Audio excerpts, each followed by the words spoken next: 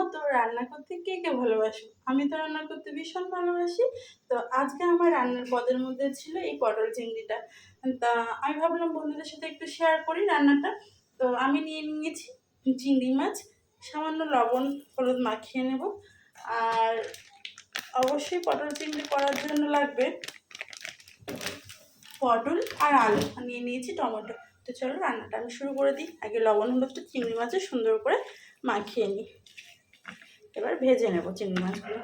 কড়াইতে দিয়ে দেবো সর্ষের তেল, বসিয়ে দিয়ে তেলটা বেশি গরম হয়ে গেছে। তো যাই হোক, আর একটু কম তেলটা গরম হলে ভালো হতো। আমি এবার চিংড়ি মাছগুলো ভেজে নেব।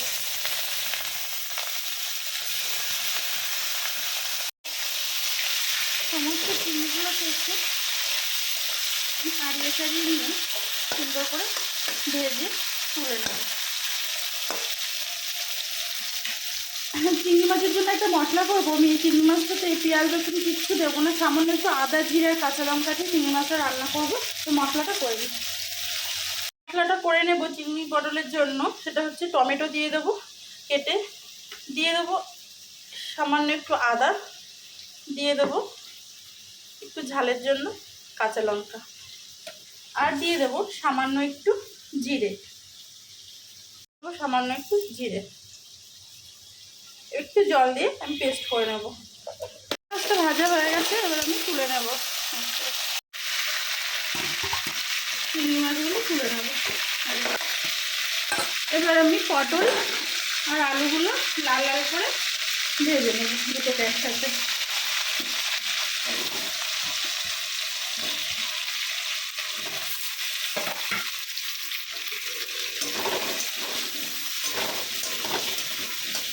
পটলের মধ্যে দিয়ে দেবো সামান্য একটু হলুদ গুঁড়ো,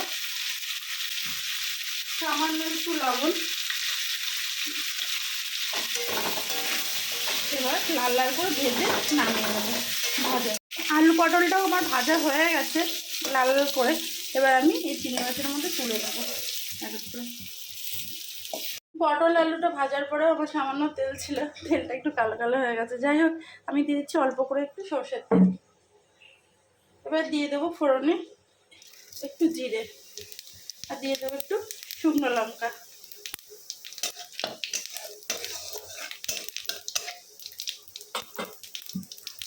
এবার যে মশলাটা করে রেখেছিলাম আদা কাঁচা লঙ্কা জিরে আর টমেটো দিয়ে, সেই মশলাটা দিয়ে দেবো।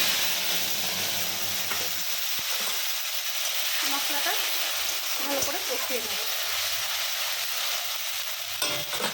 এর মধ্যে দিয়ে দেবো হলুদ, দিয়ে দেবো লবণ। এর মশলাটা নেওয়া আগে সুন্দর করে কষাতে হবে। আর এদিকে আমি ঝোলের জন্য একটু গরম জল বসিয়ে দিয়েছি। আমি রান্নায় গরম জলটাই ব্যবহার করি। মশলাটার অনেকটাই তেল ছাড়া ছাড়া হয়ে গেছে, আর একটু সামান্য তেল ছাড়ুক। তারপর এই ভাজা চিংড়ি মাছটা পটলটা আর আলুটা মশলার মধ্যে দিয়ে সুন্দর করে কষিয়ে নিতে হবে। সবজি হোক আর যে সমস্ত যা রান্নাই হোক না কেন, একটু কষানোর উপর সব কিছু সুন্দর করে কষিয়ে নিলে তবে রান্নার টেস্টটা। এবার আমি দিয়ে দেবো পটল আলু চিংড়ি মাছটা মশলাটার মধ্যে।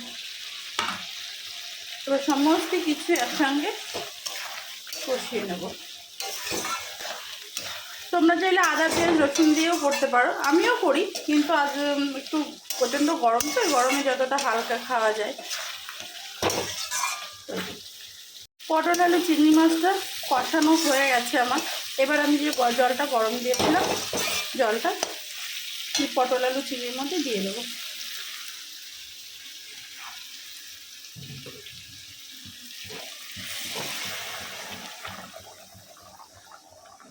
এবার 10 মিনিট এরকম ফুটবে।